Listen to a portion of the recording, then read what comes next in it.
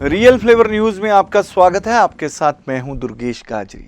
देश की आर्थिकता और सुरक्षा पर एक बड़ा खतरा मंडरा रहा है। खतरा भी ऐसा जिसे आप देख नहीं सकते, एक अदृश्य खतरा। आप सोच रहे होंगे कि मैं ऐसा क्यों बोल रहा हूं, ऐसा कौन सा खतरा है जिसे हम नहीं देख सकते, ना हम जानते हैं। दरअसल भारत की आर्थिकता को खत्म करने के लिए बहुत सी विदेशी ताकतें सक्रिय हो चुकी हैं। विदेशी ताकतें भारत की जो प्रभुसत्ता है, भारत की शक्ति है, उसे भंग करना चाहते हैं, उसे कमजोर करना चाहते हैं। इसलिए अक्सर समय समय पर कुछ योजनाएं बनाते रहते हैं। अब विदेशों में बैठे भारतीय जो दुश्मन है, भारत विरोधी ताकतें हैं, उन्होंने भारत को कमजोर करने के लिए एक ऐसी साजिश रची है जिसे शायद भारत के ज़्यादातर लोग जानते ही नहीं हैं। एक नई करेंसी का लॉन्च किया गया है, इंफॉर्मेशन टेक्नोलॉजी का हवाला दिया जाता है। एक क्रिप्टो करेंसी लॉन्च की जाती है जिसका प्रलोभन दिया जाता है, जिसमें कहा जाता है कि इसकी ग्रोथ कुछ ही समय में हजारों लाखों गुना तक पहुंच चुकी है। अब भारतीय लोग ऐसी फर्जी जो करेंसियां हैं उसके प्रति आकर्षित हो रहे हैं और उसमें अपना पैसा निवेश कर रहे हैं।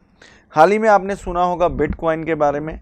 बिटकॉइन जो एक क्रिप्टो करेंसी बताई जा रही है, वो करेंसी के बारे में ये कहा जाता है कि ये करेंसी डिसेंट्रलाइज करेंसी है।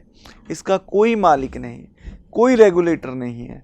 किसने इसको बनाया है, कौन इसको चला रहा है, इसका किसी को कोई पता नहीं है। परंतु होता क्या है कि लोग उसकी ग्रोथ को देखकर उसकी तरफ आकर्षित हो रहे हैं। अब जो भारत विरोधी ताकतें हैं, भारतीय लोगों को इसकी तरफ आकर्षित कर रहे हैं और क्रिप्टो करेंसी के नाम पर भारतीय मुद्रा को एक ऐसी फर्जी करेंसी के रूप में कन्वर्ट करने का प्रयास कर रहे हैं जिससे भारत की आर्थिकता को नुकसान पहुंचाया जाए। अगर भारत की आर्थिकता कमज़ोर होती है तो इससे भारत का व्यापार भी प्रभावित होगा। जैसे जैसे भारत का व्यापार कमज़ोर होता जाएगा, वैसे वैसे अंतर्राष्ट्रीय स्तर पर जो भारत की शाख है वो गिरती जाएगी। भारतीय मुद्रा जो है डॉलर के मुकाबले दिन प्रतिदिन कमज़ोर होती जाएगी।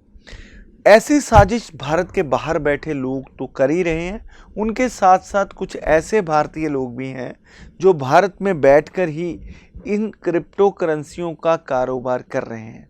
लुधियाना जैसे शहरों में तो क्रिप्टो करेंसियों का कारोबार करने वालों का जाल ही बिछ चुका है। लोगों ने अपनी छोटी छोटी एक्सचेंजें चलाकर अपनी निजी करेंसी तक को लॉन्च कर दिया है और भारत सरकार है जो इससे अभी तक अछूती है।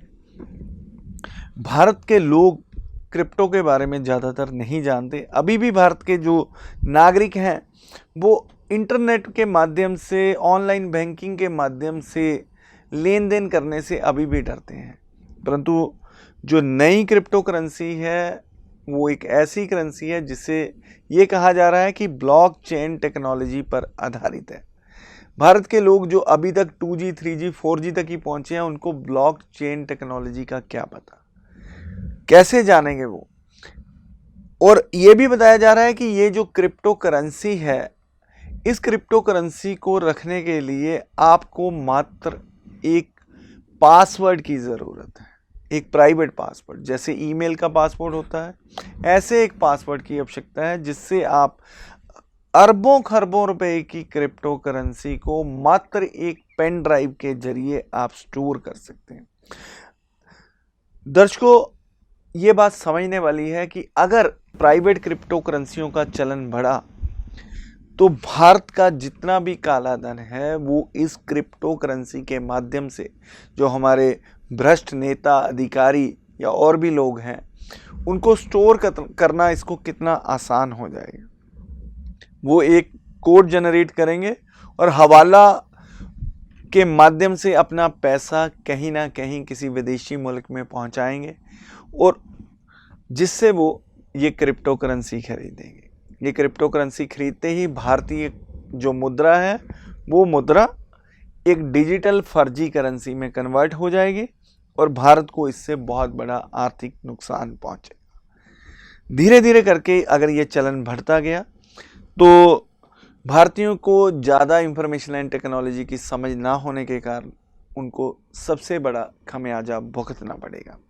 दूसरी बात, बिटकॉइन जैसी जो करेंसियाँ, एथेरियम है और ईटीएम जो लुधियाना से भारत के लोग ही चला रहे हैं, इनका कोई रेगुलेटर नहीं है। इन लोगों का कहना है कि हम ऐसी करेंसियों पर, क्योंकि बहुत तीव्र गति से जो इनकी रफ्तार बढ़ रही है, इनकी ग्रोथ बढ़ रही है, उनके ऊपर ये 1% डेली भी देने को तैयार है।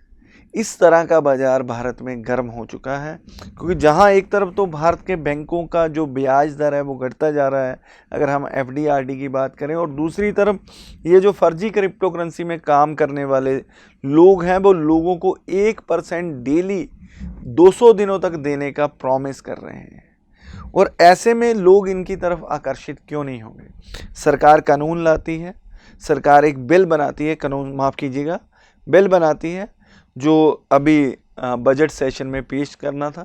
पता नहीं सरकार की ऐसी क्या मजबूरी रही कि बजट सेशन में जो ऐसी फर्जी करेंसियों को रोक लगाने के लिए जो बिल बनाया गया था उसे संसद में पेश क्यों नहीं किया? क्या सरकार की इन क्रिप्टो करेंसी चलाने वालों के साथ मिलीभगत है या सरकार की कोई मजबूरी है? ऐसे बहुत से सवाल खड़े होते हैं। तो ये आने वाला समय ही बताएगा कि ऐसी क्रिप्टो करेंसियाँ जो फर्जी तरीके से चल रही हैं उनका देश की आर्थिकता और सुरक्षा पर क्या प्रभाव पड़ेगा। क्रिप्टो करेंसी का ये जो चलन बढ़ रहा है और कैसे इनको रोका जा सकता है, इन तमाम मामलों पर हमने जो इसके विशेषज्ञ हैं, टैक्सेशन लॉयर हैं, चार्टेड अकाउंटेंट हैं, उनसे जानने का प्रयास किया। पहले हम बात की हमने एफएस धीमान हैं जो टैक्सेशन लॉयर हैं और उनकी बहुत पकड़ है क्रिप्टो करेंसी के ऊपर, उनसे हमने बात की। ये सुनाते हैं पहले उन्होंने क्या कहा। सबसे पहले बीइंग इनकम टैक्स लॉयर मैं आपको ये चीज़ बड़े प्रमाण के साथ कहना चाहता हूँ कि आरबीआई है जो रिजर्व बैंक ऑफ इंडिया है, it is the statutory body जिसका भारत में किसी भी तरह की करेंसी या उसके गोल्ड का जो उसका लेन देन का काम है उसके ऊपर प्रॉपर कंट्रोल है अपना, और it's the only body who has given the powers to make the regulations. सबसे पहले रेगुलेटरी होती है किसी भी कंट्री में, जब कोई ऐसी चीज़ क्रिप्टो करेंसी आ जाए, चाहे वो एथीरियम है, चाहे वो किसी और तरह की करेंसी के नाम से आ जाए। तो मेरे अकॉर्डिंगली मैं आपको यह क्लियर करना चाहूँगा कि क्रिप्टो करेंसी है जो अभी, इसको लीगल टेंडर नहीं माना गया है भारत सरकार की ओर से, ना ही इसके साथ कोई लेन देन है जो आप कर सकते हैं। अगर आप इसको यूज़ करते हैं तो उसकी जो प्रॉपर जो नियम और कानून है उसके अनुसार आपके ऊपर कार्रवाई भी की जा सकती है। हाँ, एक वर्ड है कि एक्सचेंजेस हैं जो इसके ऊपर, जो एक्सचेंजेस काम कर रही हैं, क्योंकि वो वर्चुअली काम कर रही है, इंटरनेट के ऊपर हैं, उनका कोई कंट्रोल नहीं है, और बेसिकली जितनी ये एक्सचेंजेस हैं वो भारत से बाहर हैं। इसकी वजह से सिर्फ एक्सचेंज को देख के कि ये एक्सचेंज चल रही है, उसके ऊपर क्रिप्टो करेंसी, बिटकॉइन, इथरनेट के नाम आ रहे हैं, डेली के उनके रेट आ रहे हैं, तो आम लोगों को ये एक बड़ा वहम हो गया, बड़ा ये तो चल रहा है, इसके रेट बढ़ रहे हैं, तो शायद ये एक वैलिड चीज़ है, इसके ऊपर कोई लीगल रिस्ट्रिक्शन हमें नहीं है। लेकिन ये गलत है। कोई भी जो पर्सन है अगर वो बिटकॉइन के ऊपर या क्रिप्टो करेंसी के ऊपर एक्सचेंज करता है या अपना वो लेन देन करता है, personally liable plus any action can be taken against him. कि इसमें ऐसा है कि I would like to tell you, यहाँ पे एक स्पेसिफिक वर्ड्स यूज़ हो रहे हैं जो क्रिप्टो करेंसी को लेके, दो तीन जो वोकैबुलरी वर्ड्स जो यूज़ हो रहे हैं वो हैं कि माइनिंग है जो इसकी, क्रिप्टोग्राफी वर्ड यूज़ हो रहा है कि इसकी माइनिंग करते हैं क्रिप्टोग्राफी के द्वारा। इसके कुछ एक ख़ास तरह के सर्वर, जो मुझे सुनने में आया कि कुछ एक ख़ास तरह के सर्वर लग रहे हैं और उन सर्वर के ज़रिए वो कह रहे हैं कि हमारी अपनी माइनिंग हो रही है, हम खुद एक तरह की जो बिटकॉइन है जो हमारे पास वो रिज़र्व जमा हो रहा है अपने आप है जो।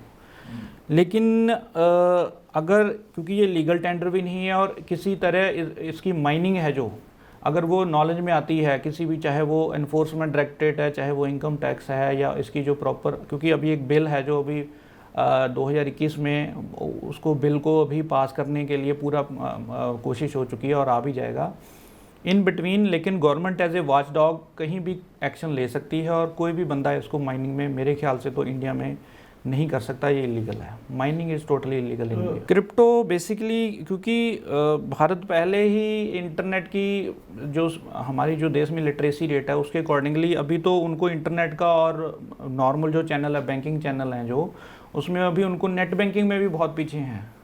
तो क्रिप्टोग्राफी या क्रिप्टो वर्ड जैसे समझना उनके लिए तो अभी बहुत मुश्किल है, पर इसको मैं सरल भाषा में समझाने की कोशिश करता हूँ। क्रिप्टोग्राफी है जो बेसिकली एक टेक्नोलॉजी है जिसमें जैसे व्हाट्सएप या फेसबुक जैसे जो प्लेटफॉर्म्स हैं, अगर वो एक मैसेज दूसरे पर्सन को मैसेज भेजते हैं तो एंड टू एंड एक इनक्रिप्शन होती है उसकी, जिससे वो मैसेज थर्ड पार्टी नहीं दे सकती है। आपकी जो एक आपस में जो कम्युनिकेशन है वो प्राइवेट रह जाती है। अभी इसी टेक्नोलॉजी को, क्रिप्टोग्राफी को, जो माइनिंग कंपनियां हैं जो बोल रही हैं कि हम बिटकॉइन बना रहे हैं अपने या हम माइनिंग में हैं, वो ऑलरेडी जो डाटा ट्रांसफ़र हो रहा है, क्योंकि internet it's a game of entire data transaction. अगर मैं आपको ईमेल भेजता हूँ उसमें भी डाटा ट्रांसफ़र हो रहा है, अगर आप मुझे कोई मैसेज भेजते हैं उसमें भी डाटा ट्रांसफ़र हो रहा है। तो उस डाटे को वो हाई वैल्यू बेस्ड जो सर्वर हैं उससे वो कह रहे हैं कि हम क्रिप्टोग्राफी के जरिए इसको अपने पास वो कम्युलेट कर रहे हैं, और उसको वो बिटकॉइन बोल रहे हैं उसको, क्योंकि इनक्रिप्शन हुई है, सिक्योरिटी तो है उसमें किसी खास तरह की, और क्योंकि वो सिक्योर्ड हैं इसलिए उसकी जो वैल्यू निकल आती है, उसके जितने उसको पर्सन खरीदते हैं। बेसिकली ये भी एक समझने वाली बात है कि बिटकॉइन की अपने आप में कोई वैल्यू नहीं है आज की डेट में। अगर आज सारी दुनिया में बिटकॉइन को लोग खरीदना बंद कर दें तो बिटकॉइन की वैल्यू है जो एक इकोनॉमी का बेस जो फंडामेंटल रूल है, more the demand more the supply.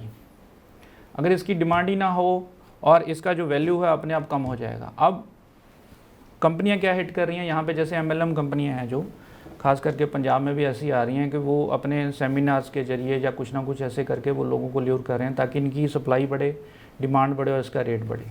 तो ये एक कंसेप्ट है जो लोगों को एक वहम करने के लिए है कि हाँ जी बिटकॉइन चलेगी, आगे जाके इसका कुछ होगा। पहले तो इंडिया में खास करके इंटरनेट ही नहीं समझ आ रहा है लोगों को, इंटरनेट से जो बैंकिंग ट्रांजैक्शन है वही नहीं समझ आ रही हैं। तो क्रिप्टो करेंसी कहाँ से आ रही है, कहाँ से शुरू है, इसको किसके कंट्रोल में है, दैट इज़ ए ट्रुथ। ये अभी किसी के कंट्रोल में है नहीं, वर्ल्ड वाइड मुझे नहीं लग रहा है कि जो भी एक्सचेंज इसको दावा करती है, चाहे वो अमेरिका में बैठी है, इनकी जो मेन पावर है। आपको पता होगा शायद हाल ही में टेस्ला करके जो कंपनी है उसने they made a huge investment to the tune of $150 billion. तो जिससे नॉट ओनली इन इंडिया, जो बड़ी कंट्रीज़ हैं, चाइना है या कनाडा में या अमेरिका में या इवन ब्रिटेन में जाके अब देखो तो वहाँ पे लोगों में एक ट्रेंड सा आ गया कि अगर टेस्ला जैसी कंपनी ने ले लिया तो आगे इसका फ्यूचर है। तो ये एक इम्पल्सिव डिसीजन है इंटरनेट की दुनिया में कि जी अब ले रही हैं कंपनियां, कई कह रहे हैं कि जी इसकी 4x बन गई है, 4x में जाके इसको लिस्ट किया जा रहा है, डेली के प्राइस आ रहे हैं। लेकिन अगर इसकी सेंट्रलाइज की बात करें कि जब तक इसको कोई सेंट्रलाइज ही नहीं कर रहा है तब तक तो ये एक तरह का, आई थिंक ये एक तरह का बहुत ही बड़ा रिस्क फैक्टर है।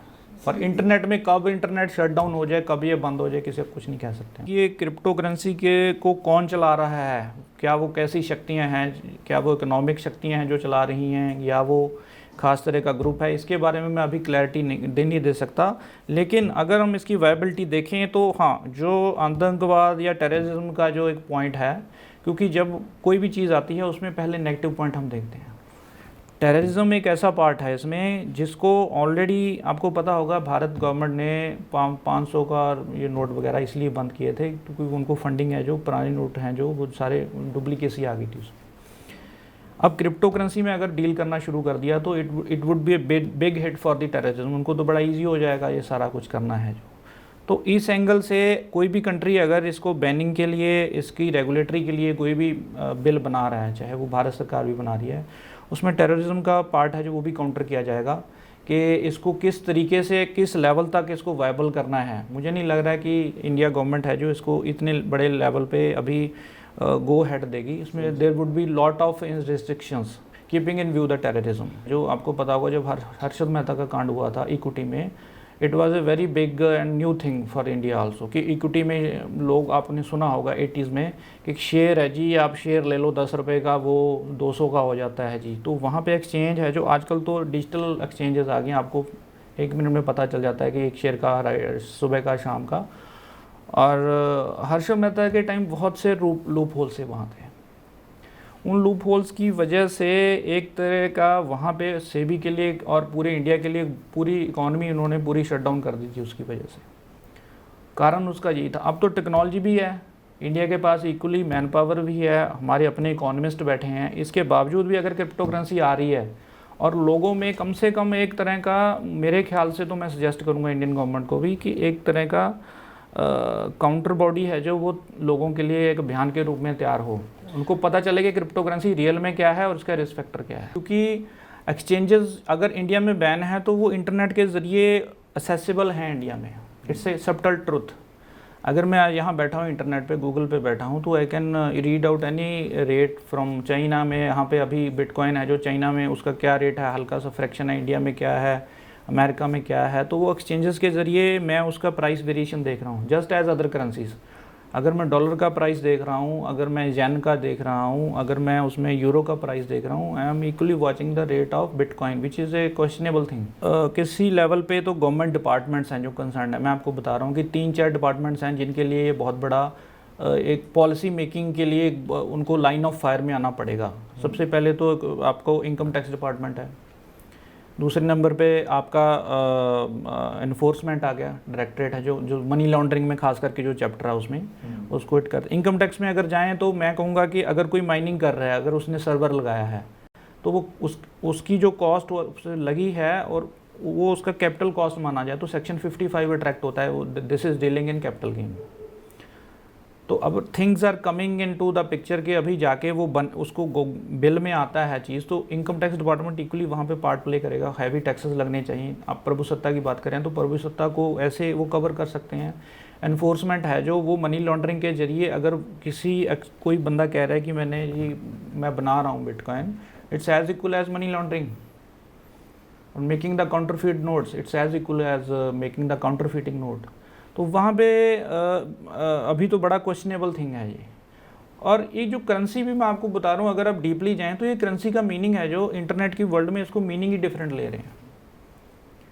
अब आप पेटीएम में जाएंगे तो वहाँ पे आपने देखा होगा कि आपको वर्चुअल कॉइन्स मिलते हैं, आप थोड़ा सा अचीव करोगे तो आपको 50 रुपये वापस आ जाते हैं। ठीक है, तो वो 50 रुपये पेटीएम का एक अपना वर्चुअल कॉइन होता है, वो इंडियन रुपीज़ नहीं होता है। तो वर्चुअल कॉइन जो और वर्चुअल करेंसी है जो, इसको फिजिकल करेंसी से वो डिफ्रेंशिएट करके इसी चीज़ का वो बेनिफिट ले रहे हैं। लोग उसको करेंसी समझ रहे हैं लेकिन वो करेंसी नहीं है, वर्चुअल करेंसी है। तो वर्चुअल करेंसी की वजह से इंडियन गवर्नमेंट भी अभी देख रही है कि हो क्या रहा है लोगों में। तो that is where they are very late to form any bill. ठीक है, लेकिन अगर उन्होंने फिजिकल करेंसी को ओवरलैप कर लिया वहाँ पे तो बहुत बड़ा खतरा है। देखिए, एफएस दीवान ने कहा कि ये जो क्रिप्टो करेंसी है, फर्जी क्रिप्टो करेंसी है, ये देश की आर्थिकता के लिए खतरा है, देश की प्रभुसत्ता के लिए खतरा है। इसमें जो गेन होगा उस पर कैपिटल गेन टैक्स कैसे लगेगा? जब ये रेगुलराइज ही नहीं है करेंसी, इसका कोई रेगुलेटर ही नहीं है, ये करेंसी कैसे खरीदेंगे, कैसे बेचेंगे, इसमें पैसे का लेन देन कैसे होगा? ये बहुत से सवाल उन्होंने खड़े किए। उन्होंने सरकार से आग्रह भी किया कि जल्द से जल्द ऐसी जो क्रिप्टो करेंसी हैं उनको रोकने के लिए बिल लाएं, ताकि जो भारतीय व्यापार है, भारतीय आर्थिकता है, भारतीय प्रभुसत्ता है, उसे बचाया जा सके। ऐसी क्रिप्टो करेंसियाँ और बिटकॉइन के बारे में और जानकारी हासिल करने के लिए हमने फाइनेंशियल एक्सपर्ट और चार्टर्ड अकाउंटेंट उमाकांत मेहता जी से बात की। पहले सुनाते हैं उमाकांत मेहता जी ने क्या कहा इस पर। अभी तक तो अवैध है सब, अभी तक कोई रेगुलेशन नहीं आया उसके ऊपर, और गवर्नमेंट अभी इसके ऊपर लेके आ रही है रेगुलेशंस। और आज तक सरकार ने ये कहा है कि जो भी है हम सभी की सभी वेबसाइट्स को ब्लॉक करने जा रहे हैं, तो अभी तक ये अवैध ही माना जाएगा। अभी 5 दिन पहले प्रेस रिलीज़ उन्होंने इशू की है, और उस प्रेस रिलीज में फाइनेंस मिनिस्ट्री की तरफ से आया है कि उन्होंने इन्वेस्टर्स को एक तरह से चिताया है कि आप इसमें इन्वेस्टमेंट मत कीजिए, ग्रिड की तरफ मत जाइए, और हम बड़ी जल्दी ही ये जो है वेबसाइट्स को बैन कर देंगे, उसको ब्लॉक कर देंगे। सर, ऐसा है कि अधिकार जब तक हम बात करें, जहाँ पे भी बात आती है फाइनेंशियल ट्रांजैक्शंस की, तो हमारे पास सिर्फ 2 ही बातें होती हैं, मिनिस्ट्री ऑफ फाइनेंस या रिजर्व बैंक ऑफ इंडिया। इसके अलावा तीसरा कोई भी पर्सन कहीं भी कॉन्स्टिट्यूशन में कर लीजिए, किसी एक्ट में कर लीजिए, या कोई भी फाइनेंशियल या अदर रेगुलेटरी मेजर्स में कर लीजिए, कोई भी ऐसे स्पेसिफाइड नहीं है। अगर मैं बात करूं कैपिटल मार्केट की तो सेबी है, मैं बात करूं इंश्योरेंस की IRDA है, मैं बात करूं बैंकिंग की तो RBI है। तो बेसिकली क्या है कि जितनी फाइनेंशियल ट्रांजैक्शन है वो RBI देखता है। तो ऐसे कोई भी प्राइवेट प्लेयर जो है वो ऑथराइज नहीं है, और जो कुछ भी वो करेगा वो अवैध तरीके से करेगा, वो सही ढंग से कर ही नहीं पाएगा उसको। सर जब तक तो गवर्नमेंट का, अपनी इंडियन गवर्नमेंट का नहीं आता रेगुलेशन, तब तक को तो डेफिनेटली सरकार को नुकसान है। तो अभी तभी सरकार ने क्या कहा है कि उन्होंने कहा कि क्रिप्टो करेंसी से जो भी गेन होगा, मार्च के एंड में इनका सर्कुलर आया कि जो भी गेन होगा क्रिप्टो करेंसी का, वो क्या है उसको हम इनकम टैक्स में और जीएसटी में उसको टैक्स करेंगे। अभी भी अगर देखा जाए एनी अदर इनकम के केस में वो क्या करते हैं, किसी भी तरह की गेन को वो टैक्स करते हैं, तो क्रिप्टो करेंसी को वहाँ लेंगे। लेकिन जब तक क्रिप्टो करेंसी अपनी नहीं आएगी तब तक सरकार को लॉस ही है, नंबर एक। नंबर दो, जहाँ आप बात पूछ रहे हो फ्यूचर की, तो सर आने देखो टेक्नोलॉजी को तो ना आप डिनाई कर सकते हो, ना मैं डिनाई कर सकता हूँ, ना ही सरकार डिनाई कर सकती है। अब ब्लॉकचेन, अब ABCD वाला कंसेप्ट आ चुका है, आर्टिफिशियल इंटेलिजेंस आ चुकी है, ब्लॉकचेन आ चुकी है, उसके अलावा आपकी अपना डाटा सिक्योरिटी और साइबर सिक्योरिटी आ चुकी है, डाटा एनालिटिक और साइबर सिक्योरिटी आ चुकी है, तो ABCD चल रहा है। तो अल्टीमेटली आज नहीं तो कल सभी गवर्नमेंट्स को इसके ऊपर विचार करना होगा, और इसी कारण गवर्नमेंट ऑफ इंडिया भी बड़े ही सीरियस वे में इसके ऊपर बात कर रही है। और आने वाले टाइम में आप देखोगे कि गवर्नमेंट ऑफ इंडिया अपनी ही क्रिप्टो करेंसी लॉन्च करेगी, अगर उसको रहना है यहाँ पे, और आने वाला टाइम जो है टेक्नोलॉजी ड्रिवन होगा, तो सबको करना पड़ेगा। सर अभी तक तो सारी की सारी ऑफशोर ट्रांजैक्शन हो रही है, मीन्स विद इन इंडिया कुछ नहीं हो रहा, सभी इंडिया से बाहर हो रहा है। और मैं बड़ा हैरान हूँ, 16-16, 15-15 साल के बच्चे भी ल्यूर हो रहे हैं, उनको ग्रीड उनके ऊपर पनप रही है। क्यों? आज की डेट में देखो इतना बबल है कि ये 60,000 रुपये का हो गया, बिटकॉइन इतने का हो गया, ये सब जो है ये एक बबल है, और लोग इसके चुंगल में फंस रहे हैं, और उसमें सरकार को कुछ नहीं मिल रहा। और लोग ऐसे हैं जिन्होंने कहा जी हमने 20,000 लगाया था, आज वो 20,000 जो है 2 लाख हो गया, 4 लाख हो गया, लेकिन उनको रियल सेंस में कुछ नहीं मिल रहा। सर अभी तो भारत में कहीं भी गवर्नमेंट ने ये नहीं कहा कि आप इसको एक्सेप्ट कर सकते हो, कहीं भी पेमेंट मोड में इसको एक्सेप्ट कर सकते हो। एलन मस्क ने कहा हम अपनी गाड़ियों के लिए करेंगे, लेकिन वो अभी इंडिया की बात नहीं हुई, उसमें भी एलन मस्क अपनी गाड़ियाँ ला रहा है, इंडिया में आ रही हैं उसकी गाड़ियाँ, लेकिन अभी भी उसने ये नहीं कहा कि इंडिया में यूज़ होगी, वो कह रहा है कि इसको बढ़ावा दो। सो इंडियन गवर्नमेंट जब तक उसको अपने आप अलाउ नहीं करेगी तब तक इंडिया में नहीं इसकी एक्सेप्टेंस होगी। साहब इससे क्या ब्लैक मनी बढ़ेगी? डेफिनेटली बढ़ेगी जी, बिल्कुल बढ़ रही है, लेकिन वो ब्लैक मनी बढ़ने के बाद क्या एक्चुअल में बंदे को पैसा मिलेगा नहीं मिलेगा, वो ये एक बड़ा क्वेश्चन है जिसका आंसर हमें आने वाले समय में पता लगेगा। सर जब भी आप कोई ट्रांजैक्शन करते हो ना, आप किसी भी कंप्यूटर पे, आप अपने मोबाइल पे मैसेज भी देखते हो, आपने अगर एक मैसेज को डिलीट भी कर दिया तो उसकी ट्रेल रहती है आपके फ़ोन में, वो नहीं उड़ती। तो जब भी कोई ऐसी बात होगी, अगर कहीं उनको शक होगा, उनके पास जो ज़ेब पे या अदर एक्सचेंज जो काम कर रही हैं इंडिया में, यूनिकॉर्न है और अदर एक्सचेंजेस हैं, अगर वो काम कर रही हैं तो उनका रिकॉर्ड लिया जा सकता है, उनके नेट ट्रांजैक्शन से जो है वो ट्रेल ली जा सकती है, उसमें पता लग जाएगा कि कौन सा पर्सन क्या क्या काम कर रहा है, और बड़े ईजीली इसको ट्रैक किया जा सकता है। टेक्नोलॉजी एक ऐसी चीज़ है, आप जो मर्जी कर लीजिए, लेकिन आप कहीं ना कहीं कोई ना कोई सुराग छोड़ जाते हैं। आपने देखा होगा 1.5 साल पहले नेशनल हेल्थ स्कीम जो है इंग्लैंड गवर्नमेंट, ब्रिटेन की, मतलब यूनाइटेड स्टेट्स ऑफ यूके की जो थी, उसमें उन्होंने हैक कर लिया था उसके कंप्यूटर्स, और पूरी की पूरी जो हेल्थ सिस्टम था वो क्रैश कर गया था वहाँ का, और उन्होंने रैंसम मांगी थी। तो बेसिकली अभी तक तो क्रिप्टो करेंसी जहाँ भी यूज़ हुई है तो बेसिकली एंटी नेशनल ने यूज़ की है। नो डाउट कि कुछ कंट्रीज़ ने उसको लीगल कर दिया, लाइक ये सऊदी अरेबियन कंट्रीज़ हैं, 1-2 ने उसको कर दिया है, दुबई इसके ऊपर काम कर रहा है। सर ब्लॉकचेन जो है उसमें फिर थोड़ा सा हम मानते हैं कि थोड़ा डिफरेंट हो जाता है। अब हमारी मारुति जो ऑटोमोबाइल्स है वो भी ब्लॉकचेन को अडॉप्ट कर दिया है। ब्लॉकचेन का उनको फ़ायदा ये है कि from the supplier and till the factory उनको एक उनके पास ट्रेल रहेगी कि पर्सन के पास कितना स्टॉक पड़ा और मेरी कितनी गाड़ियों की पूर्ति कर सकता है। तो वो बात ठीक है, लेकिन क्रिप्टो करेंसी में भी क्या है, जो एंड यूज़र, जिसके एंड होल्डर जो होगा, उसका रिकॉर्ड तो हमेशा रहेगा ना। वो तो आप कह लीजिए पासवर्ड टूट गया, कुछ भी हो गया, लेकिन ट्रेल जब आप उसकी इस्टेब्लिश करना चाहते हो तो वो आपकी ट्रेल काफ़ी इस्टेब्लिश हो जाएगी, और उससे पता लग जाएगा कि कौन बंदा एंड यूज़ पे है जब आप ट्रेल पे निकलोगे।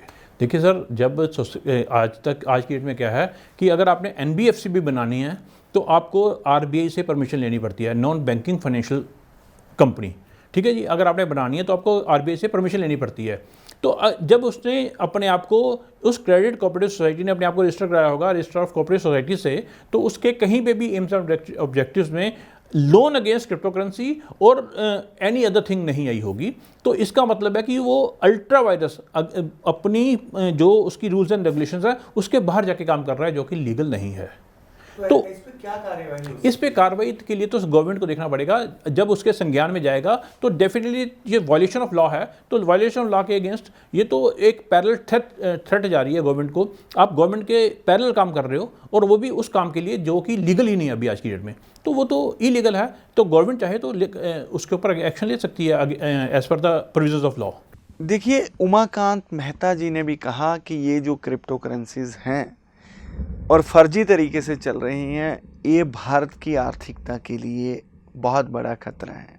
वो चिंतित भी हैं और सरकार से वो भी चाहते हैं कि जल्द से जल्द इन्हें रोकने के लिए कानून लाया जाए। अगर कानून होगा तो इनके खिलाफ जल्द से जल्द कार्रवाई होगी। उन्होंने ये भी बताया कि भारत सरकार ने एक सर्कुलर जारी किया है जिससे ये जो जितनी भी वेबसाइट क्रिप्टो करेंसी का कार्य चला रही हैं उनको बैन करने के लिए एक सर्कुलर जारी किया है। तो जो क्रिप्टो करेंसी का काला कारोबार चल रहा है, ये भारत की आर्थिकता के लिए, प्रभुसत्ता के लिए और भारत के भोले वाले लोगों की जो संपत्ति है, पैसा है, उसके लिए बहुत बड़ा खतरा है। ज़रूरत है सरकार को ऐसी फर्जी क्रिप्टो करेंसियों को रोकने के लिए जल्द से जल्द कानून लाने की, क्योंकि भारत के जो कानून हैं पुराने हैं, ये टेक्नोलॉजी नहीं है। कुछ जालसाज लोग जो पुराने कानूनों का फ़ायदा उठाकर ठगी करके बचना चाहते हैं, तो सरकार को ज़रूरत है जल्द से जल्द नया कानून लाने की, ताकि जो जालसाज लोग हैं उनको जल्द से जल्द पकड़ा जा सके। दर्शकों, जानकारी ही बचाव है। अगर आपको इनकी जालसाजी की जानकारी होगी तभी आप अपनी गाड़ी कमाई इन जो फिशिंग कॉल दे रहे हैं इनसे आप बचा सकेंगे। एक और बात समझने वाली है कि जितनी भी ये क्रिप्टो करेंसी की एक्सचेंजेस चल रही हैं, इनका कोई रेगुलेटर नहीं है। सरकार की तरफ से इनको कोई मान्यता नहीं दी गई। अगर आपका पैसा ये लोग एकत्र करते हैं, कुछ समय बाद ये पैसा लेकर अपनी अपनी एक्सचेंजेस बंद कर देते हैं, तो आप अपने पैसे की वसूली कहाँ से करेंगे? इसमें सरकार कहीं भी इन्वॉल्व नहीं है। आपने अपने स्तर पर ही पैसा पर्सन टू पर्सन कह लें या जो भी फर्जी तरीके से एक्सचेंजेस चल रही हैं उनके माध्यम से आपने ये जो करेंसी परचेज़ की है, उस करेंसी को रिडीम कहाँ से कराएंगे? पहले आप प्रॉपर इसकी जानकारी लीजिए। सरकार समय समय पर चेतावनी जारी करती रहती है। अगर आपका पैसा कहीं फंस जाता है तो वो वापस आने वाला नहीं है। बहुत सी करेंसी को इसकी ग्रोथ को देखकर बहुत सी एक्सचेंजें, बहुत से MLM मार्केटिंग का काम करने वाले लोग भारत में ऐसा ही काम धंधा शुरू करेंगे। उन लोगों से भी आपको बचने की ज़रूरत है। सतर्क रहें, जानकार रहें और अपने देश हित में ऐसी फर्जी क्रिप्टो करेंसियों से दूर रहें। दर्शकों, समय हो गया आपसे इजाज़त लेने का। मुझे दुर्गेश गाजरी को दीजिए इजाज़त। नमस्कार।